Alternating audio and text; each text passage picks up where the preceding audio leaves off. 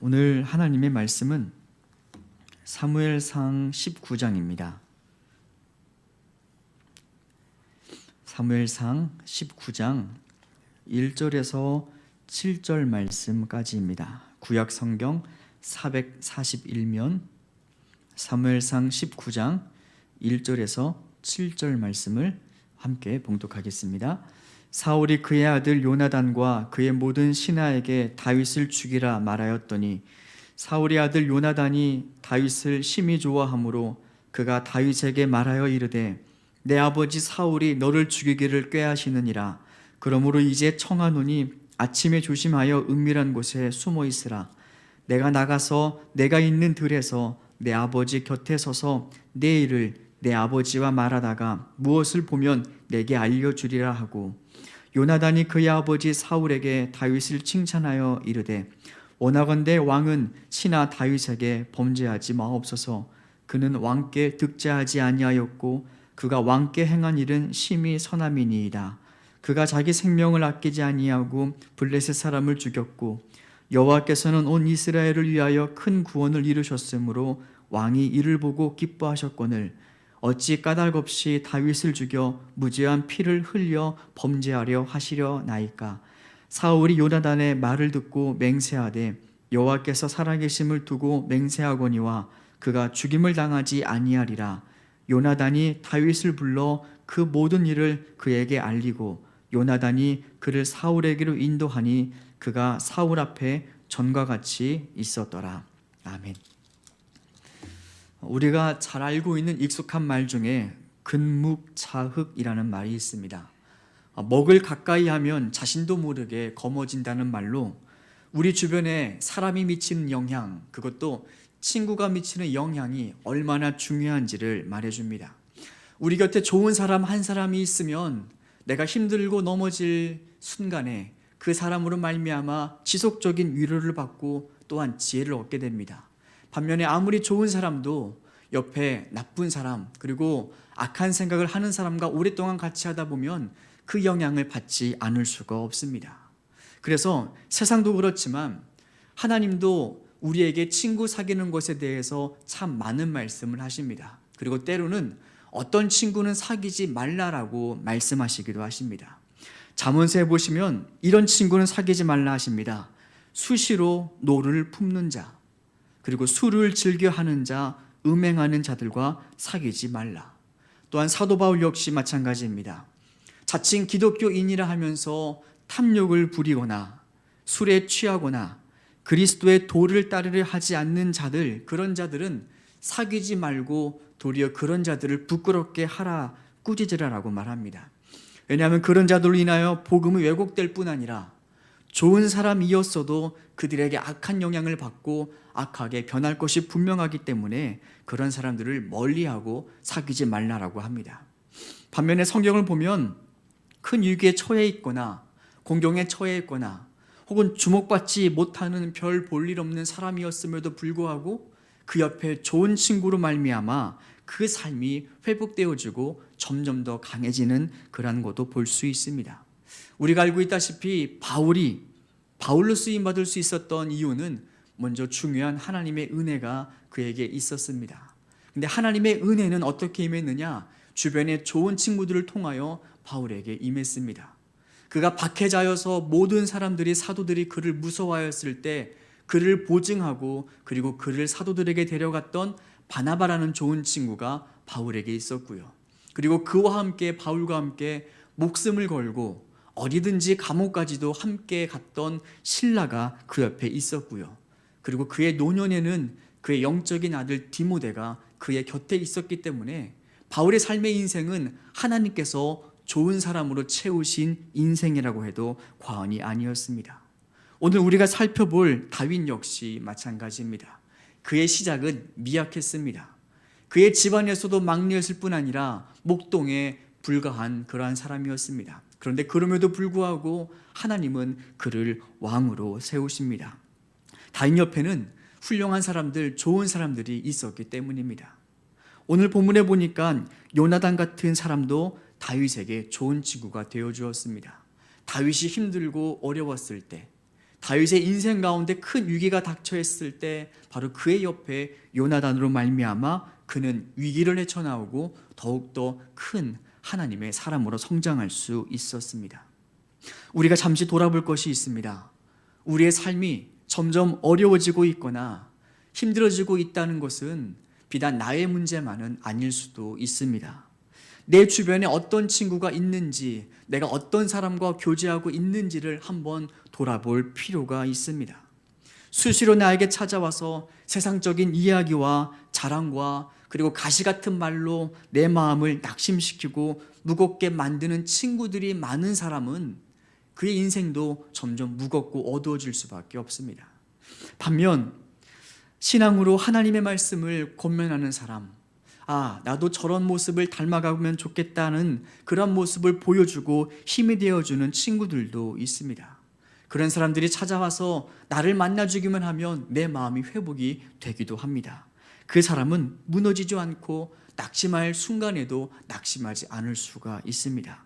우리에게 힘든 순간에 그리고 우리 주변에 어떤 친구들과 우리가 교제하고 있는지 한번 돌아볼 필요가 있습니다. 오늘 본문의 말씀으로 돌아가서 요나단은 그러면 대체 다윗에게 어떠한 친구였을까요? 요나단이 어떠한 친구였기에 위기에 처한 다윗은 그 위기를 극복하고 더욱더 귀한 하나님의 사람으로 회복될 수 있었을까요? 먼저 성경에서 말씀하는 좋은 친구란 그 친구가 어려울 때 변호해 줄 수 있는 친구입니다. 앞에서는 좋은 친구인 것 같지만 뒤를 돌아서는 험담하는 사람들이 얼마나 많은지 모릅니다. 그래서 이런 우스갯소리도 있습니다. 엄마들이 모임에서 화장실을 못 간다고 합니다. 화장실 가는 순간 내가 자리를 비우면 나에 대해서 험담할까 봐 무서워서 화장실에 못 간다고 합니다. 오늘 본문에 보니까 다윗의 친구였던 요나단은 다윗이 없는 자리, 그것도 왕이었던 그의 아버지가 다윗을 죽이려고 왕명을 내리는 그 자리에서 바로 다윗을 변호하고 오히려 그를 칭찬함으로 사울 왕에 대한 다윗의 인식을 변화시키고 다윗을 구제했던 놀라운 일을 하는 것을 우리가 볼 수 있습니다. 요나단이 단순히 사울 왕의 아들이었기 때문에, 왕자였기 때문에 그 일이 쉬웠던 것은 아닙니다. 우리가 사무엘상 앞부분을 통해서 보면 지난 블레셋과의 전쟁 때 요나단이 아버지의 금식 명령을 어기고 꿀을 찍어 먹은 적이 있습니다. 별거 아닌 그 일이지만 이 아버지는 자신의 권위 때문에 이 요나단을 죽이려고 했었습니다. 자신을 죽이려고 했던 그 아버지의 명령을 또다시 거스른다는 것은 결코 쉽지 않습니다. 그런데 그럼에도 불구하고 요나단은 다윗을 죽이고자 했던 분노가 충만했던 사울에게 그리고 찾아가서 그를 위해서 변호하고 그를 위해서 두둔하게 됩니다. 사울의 마음이 그 요나단의 말 한마디로 움직여지게 됩니다. 4절 말씀을 보시면 이런 말씀이 기록됩니다. 요나단이 그의 아버지 사울에게 다윗을 칭찬하여 이르되 원하건대 왕은 신하 다윗에게 범죄하지 마옵소서. 그는 왕께 득죄하지 아니하였고 그가 왕에게 행한 일은 심히 선함이니이다. 요나단이 찾아가서 그의 아버지, 분노가 가득 찬 그의 아버지 앞에서 다윗을 칭찬합니다. 얼마나 위험하고 얼마나 무서웠을까요? 그럼에도 불구하고 요나단은 그를 위해서 선한 말로 변호합니다. 이 본문에 나와 있는 칭찬하다라는 말은요, 이 포장하다라는 말하고 동일합니다. 다른 말로는 좋은 점을 끄집어내어 말하다는 것입니다. 우리는 다윗의 삶을 잘 알지 못합니다. 성경에는 다윗의 좋은 모습도 많이 보였지만 그러나 성경에 기록되지 않은 다윗의 허물도 있을 수 있습니다. 아마 요나단은 다윗의 단점이 무엇이고 장점이 무엇인지 모두 알고 있었습니다. 그럼에도 불구하고 다윗이 정말로 위기에 처한 순간, 모두가 다윗을 죽이자고 왕명을 결의하고자 하는 그 순간, 요나단은 다윗의 선한 장점을 끄집어내어서 그를 칭찬하였던 것입니다. 그가 어떤 일을 행했고 그의 공로가 무엇이고 그가 왕을 어떻게 섬겼으며 하나님께 어떠한 사랑을 받고 있는지 그의 좋은 모습을 포장하여 칭찬하여 바로 변호했던 것이 요나단의 역할이었습니다. 이 요나단의 한마디로 말미암아 놀라운 일이 벌어집니다.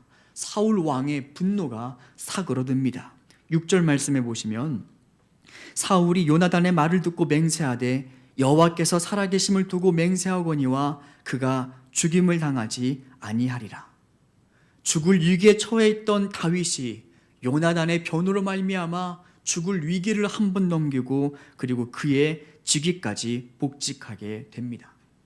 우리 삶에 실수가 없는 사람이 없고 부끄러움이 없는 사람은 아무도 없습니다. 그런데 사람들이 그의 그 못난 점을, 그의 약점을 이렇게 들춰내고 험담할 때 그를 위해서 그 자리에서 변호해 주는 사람이 있다면 그 사람이 진짜 친구입니다. 우리가 친구를 변호하고 친구를 칭찬해 주는 것은요, 단지 좋은 일, 선한 일의 차원을 뛰어넘습니다. 우리가 누구를 위해서 좋은 일로 덮어주고 칭찬해 주고 사람들에 대한 인식을 바꿔가는 것은 대단히 중요한 영적인 일임을 우리가 알아야 합니다. 그것이 바로 하나님께서 우리에게 주신 예수 그리스도의 중보 사역의 모습입니다. 하나님께서 우리를 그렇게 대하셨습니다. 하나님은 원래 우리에게 대해서 분노가 많으셨습니다. 죄에 대한 결과는 사망이기 때문에 우리를 죄로 인해서 작정하고 심판하시려고 생각하셨을 그때 바로 우리의 중보자 예수님께서 우리를 변호해 주셨습니다. 하나님, 맞습니다. 그가 혼자 있을 때 이러한 죄도 지었고 그가 믿음을 배신할 때도 많이 있었고 그가 합당하지 않게 살아갈 때가 참 많이 있었지만 하나님, 그런데 그가 예수인 나를 믿었습니다. 그가 십자가의 복음을 믿었으니 그것으로 하나님 덮어 주옵소서. 이것이 바로 예수 그리스도의 중보 사역입니다. 분노가 많으셨던 하나님이 그 예수의 중보 사역으로 인해서 우리를 대하시는 태도가 달라지셨습니다. 이전에는 분노와 심판이었지만 그러나 그 예수의 십자가로 말미암아 우리를 아들 삼아 주셨고 우리와 화목하게 하셨다. 이것이 복음의 핵심입니다. 그래서 우리가 알아야 될 일은 친구를 변호한다는 것, 친구의 장점을 끄집어내어서 사람들의 인식을 변화시키는 것은 그냥 좋은 일이 아니라 이것은 예수 그리스도의 모습을 닮아가는 복음을 살아가는 삶의 모습이라는 것입니다. 귀한 일입니다. 마귀의 속성은 분열시키는 것입니다. 험담하는 사람, 남에게 그의 약점과 그의 허물을 들춰내서 사람 사이의 관계가 멀어지게 하는 그 사람은 나도 모르게 마귀의 속성을 닮아가고 있는 것입니다. 그런데 하나님의 속성은 그렇지가 않습니다. 하나님의 속성은 화평이고 화목입니다. 분열이 있는 곳에 평화를, 미움이 있는 곳에 사랑을, 바로 그것이 예수 그리스도의 복음을 살아가는 성도의 모습입니다. 요나단에게는 바로 이렇게 예수 그리스도의 마음을 닮은 모습이 있었기 때문에 위기에 처해 있던 다윗이 그의 말로 말미암아 삶이 회복되는 놀라운 은혜를 그의 삶에 맛보게 된 것입니다. 낙심, 실망, 좌절하고 있는 순간에 우리 옆에 이런 친구 하나만 있다면 얼마나 좋을까요? 내가 없는 자리에서 나에 대해서 사람들이 오해하고 나에 대해서 험담할 때 아니야, 그런 사람은 그렇지 않아, 그 사람은 진짜 이런 사람이야, 변해줄 수 있는 그 사람이 한 명만이라도 내게 있다면 얼마나 우리의 삶이 기쁘고 복될까요? 우리가 먼저 그런 친구를 위해서 기도했으면 좋겠고요. 그리고 우리가 또한 그런 사람이 되었으면 좋겠습니다. 우리가 그런 사람이 되어갈 때 우리 주변에 그러한 친구들도 생겨나게 됩니다. 또 하나가 있습니다. 우리가 한번 생각해 볼 것은요, 요나단의 입장입니다. 요나단은 다윗에게 어떠한 질투나 어떠한 시기의 감정도 없었을까 한번 생각해 볼 필요가 있습니다. 사울이 다윗을 죽이려고 하는 가장 큰 이유 중에 하나가 바로 요나단의 왕위 계승 때문입니다. 또한 다윗이 잘 되면 잘 될수록 자신의 입지는 점점점 좁아지고, 그리고 다윗이 높아질수록 이 요나단의 마음 가운데도 열등감과 미운 마음이 싹 텄을 텐데 어떻게 요나단은 그 모든 마음을 다 극복하고 그 순간에 다윗을 칭찬하고 변호할 수 있었을까요? 우리가 이것을 살펴보았으면 좋겠습니다. 요나단이 성경에서 좋은 친구의 표본으로 기록되고 있는 이유, 그리고 그가 자기에게 찾아오는 열등감과 그리고 미움에 억눌리지 않고 그것을 극복할 수 있었던 이유는 그는 자신의 감정에 따라 살지 않고 자신의 감정보다 더욱더 높은 기준인 하나님의 뜻을 따라 사는 사람이었기 때문입니다. 요나단은 아버지 사울이 다윗을 죽이라는 명령을 내리든지 다윗이 자기보다 뛰어나든지에 관계없이 요나단의 선택의 기준은 혈연도 아니고 친분도 아니고 자신의 이익도 아니었었습니다. 요나단의 관점은 하나님께서 무엇을 원하고 계시는가? 하나님 모시기에 무엇이 더 나은 선택인가? 이러한 분명한 삶의 기준이 있었기 때문에 요나단을 움직이는 것은 하나님의 뜻이었습니다. 그래서 요나단은 하나님과 다윗이 함께하는 것을 보고 오히려 다윗을 향해서 이렇게 말을 합니다. 너는 이스라엘의 왕이 되고 나는 너의 다음이 될 것이고 내 아버지 사울도 그 사실을 안다. 그의 인생 가운데 행하시는 모습을 보니까 다윗의 삶 가운데 하나님이 함께 하셨습니다. 그리고 하나님께서 그를 왕으로 세워가시는 것을 요나단이 보았습니다. 요나단 입장에서는 굉장히 억울하고 서운하고 그리고 미운 마음 질투가 가득했을 것입니다. 요나단은 그런데 그 미움에 지지 않습니다. 내 감정보다 더욱더 중요한 하나님의 뜻이 있음을 그가 알았습니다. 그래서 자신의 감정을 뒤로 미루고 하나님의 뜻을 앞세워 모든 것을 수용하고 순종했던 그 요나단, 그로 말미암아 하나님의 일이 진행되어지고 하나님의 뜻이 이루어졌다라는 것을 우리가 볼 수 있습니다. 우리가 요나단과 반대로 살아갔던 사람이 있지요. 바로 사울 왕의 모습입니다. 방금 말씀드린 요나단은 자신의 감정보다 하나님의 뜻이 무엇인가를 생각하며 살았던 반면에 그와 정반대를 살았던 한 명의 인물, 우리가 잘 알고 있는 한 명의 사람이 있습니다. 바로 사울 왕입니다. 사울 왕은 하나님의 뜻보다 항상 자신의 감정에 충실했던 사람이었습니다. 우리가 알고 있던 블레셋 전투에 초조하고 불안합니다. 하나님께서 보내주시기로 한 선지자가 오지 않습니다. 그는 자신의 초조하고 불안한 감정으로 인하여 하나님의 뜻보다 앞서서 자기가 제사를 집도합니다. 그로 인해 버림받았음에도 불구하고 그의 삶은 또다시 바뀌지가 않습니다. 아말렉과의 전쟁에서 승리를 거둡니다. 엄청난 기쁨이 그에게 있었습니다. 그가 기쁨에 취해서 하나님께서 진멸하라는 그 말씀을 순종하지 않고 자기 눈에 보기 좋은 가축들을 또 남겨놓게 됩니다. 그는 언제나 자신의 감정에 충실한 사람입니다. 그로 인해서 하나님께 버림받았음에도 불구하고 그의 삶은 여전히 변하지 않습니다. 초조하면 초조하기 때문에 이 선택을 하고, 기쁘면 기쁘기 때문에 저 선택을 하고, 열등감과 분노가 나타나면 다윗을 죽이려고 하고, 잠시 은혜가 있으면 다윗에게 사과했다가 또다시 그 마음 가운데 미움이 솟아오르면 그 미움대로 다윗을 죽이려고 했던 자, 결국 하나님의 말씀보다 하나님의 뜻보다 자기의 감정에 충실했던 이 사울 왕은 하나님께로부터 모든 선물을 다 받았음에도 불구하고 그것을 다 잃어버리고 마지막은 부끄러운 멸망의 마침을 살아가는 것을 우리가 볼 수 있게 됩니다. 우리가 무엇을 따라 사는지가 누구를 주인으로 모시고 있는지를 보여줍니다.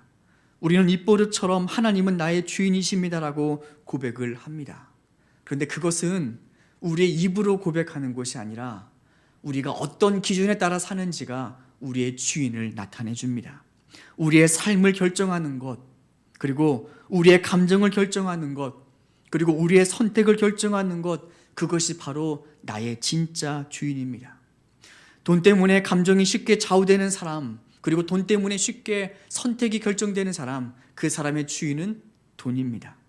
내 감정이나 내 이익이나 내 기분에 따라서 선택이 좌우되는 사람, 사람과 약속했다가도 내 감정 때문에 약속을 파기하고, 하나님과 약속했음에도 불구하고 내가 기분 좋지 않아서 마음대로 그 약속을 파기하는 사람, 그 사람의 주인은 자기 감정, 곧 자신입니다. 돈에 따라 인생을 살게 되면 돈이 그 인생을 인도하게 되고요, 감정에 따라 살게 되면 감정이 그 인생의 주인입니다. 그런데 하나님의 말씀을 따라 살게 되면 하나님께서 우리 인생의 주인이 되어 주십니다. 우리가 하나님의 종이 되어야 되는 까닭은, 종은 주인으로부터 모든 것을 다 공급받기 때문입니다. 종의 생명은 주인에게 달려 있습니다. 그 종을 후하게 대할 것인가, 박하게 대할 것인가, 그 종을 죽일 것인가, 살릴 것인가가 다른 것에 달려 있는 것이 아니라 바로 주인의 결정에 달려 있기 때문에 종에게 가장 중요한 것은 무엇보다 주인입니다. 종은 돈 많은 사람 두려워하지 않습니다.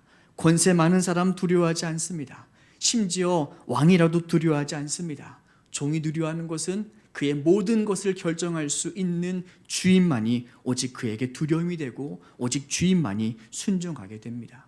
그래서 그게 진짜 종의 모습입니다. 요나단이 이러한 삶을 살았습니다. 그는 비록 왕자였고 사울 왕의 신하였지만 그러나 그의 주인은 하나님이셨습니다. 그의 삶의 주인이 하나님이셨기 때문에 그는 아버지 사울 왕의 명령보다 자신의 자리 이익보다 하나님의 뜻을 먼저 생각했던 것입니다. 우리가 하나님을 우리의 주인으로 삼지 않으면 우리의 인생은 만족함을 받을 수 없습니다. 하나님이 아니고서는 우리의 인생을 채울 수 있는 그 무엇이 세상에는 존재하지 않습니다. 우리가 하나님으로부터 우리의 마음을 가득 체험받지 않는 그 빈 공간은 그냥 빈 공간으로 남아있는 것이 아닙니다. 하나님으로 체험받지 못한 그 자리는 반드시 탐욕과 죄가 들어올 수밖에 없습니다. 그러면 결국 그의 삶은 초라한 인생, 사울 같은 인생으로 전락할 수밖에 없습니다. 한 해가 다 저물었습니다. 여러분은 한 해 동안 무엇을 따라 사셨습니까? 여러분의 감정을 따라 사셨습니까? 아니면 돈에 따라 사셨습니까? 아니면 세상의 성공을 쫓아 사셨습니까? 한 해 동안 누구를 주인으로 섬기고 사셨습니까?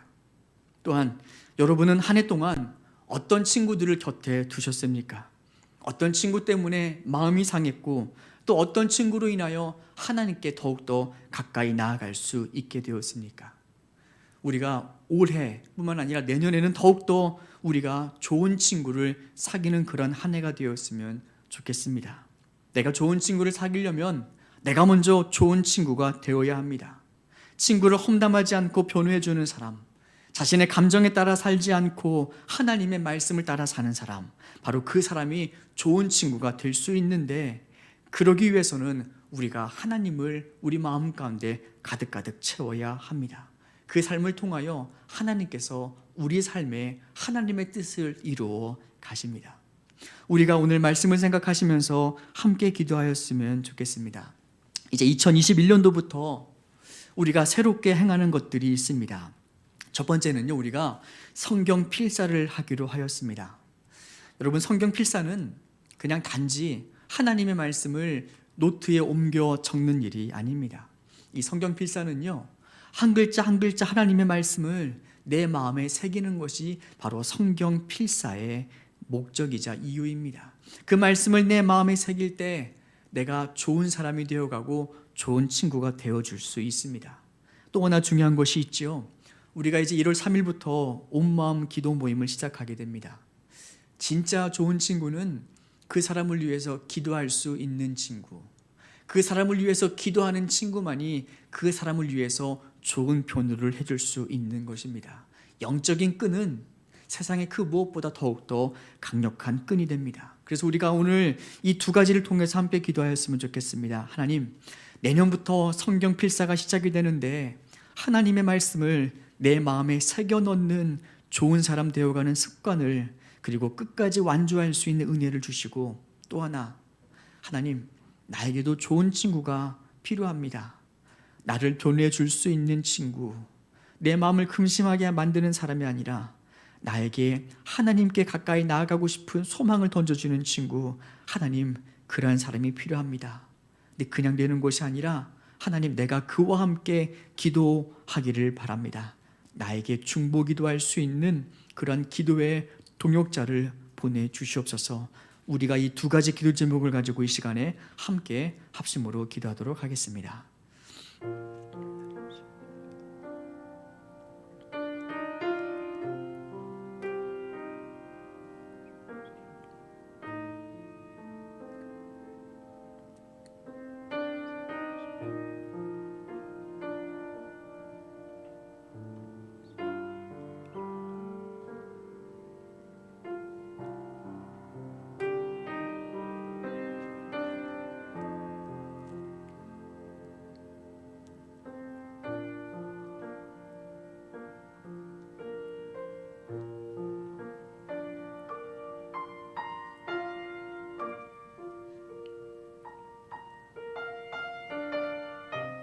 하나 더 기도하겠습니다. 올 한 해 코로나로 인하여 우리 주변에 정말 힘든 사람들이 많이 있습니다. 사업을 접어야 되는 사람들, 일자리가 끊긴 사람들, 혹은 질병이나 다른 것들로 인하여 코로나 기간 동안에 위로받을 친구가 없었던 사람들도 참 많이 있습니다. 이 시간에 우리가 잠시 그들을 위하여 기도하였으면 좋겠습니다. 하나님, 저가 넘어지되 아주 엎드러지지 아니함은 바로 그의 곁에 그를 일으켜 세우시는 하나님이 계시기 때문입니다. 하나님, 그의 하나님이 되어 주시옵소서.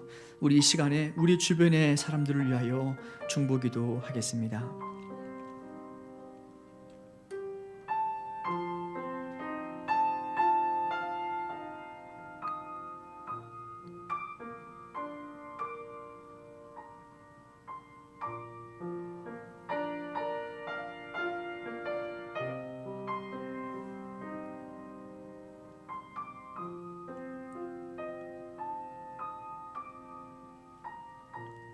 하나님, 한 해 동안 우리가 어떠한 친구로 살아왔는지를 잠시 되돌아봅니다.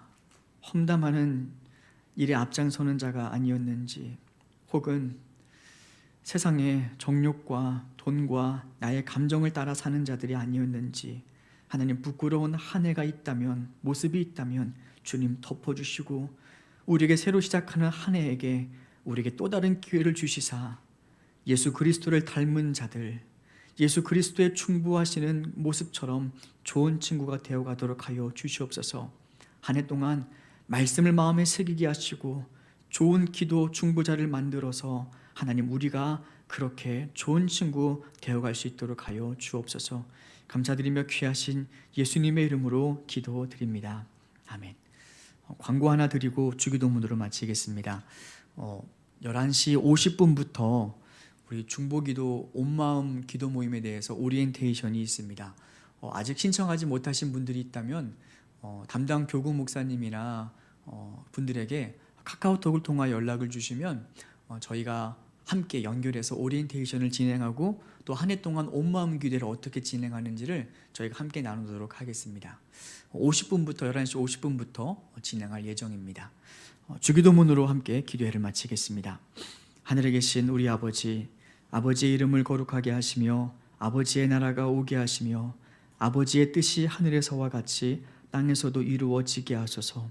오늘 우리에게 일용할 양식을 주시고 우리가 우리에게 잘못한 사람을 용서하여 준 것 같이 우리 죄를 용서하여 주시고 우리를 시험에 빠지지 않게 하시고 악에서 구하소서. 나라와 권능과 영광이 영원히 아버지의 것입니다. 아멘.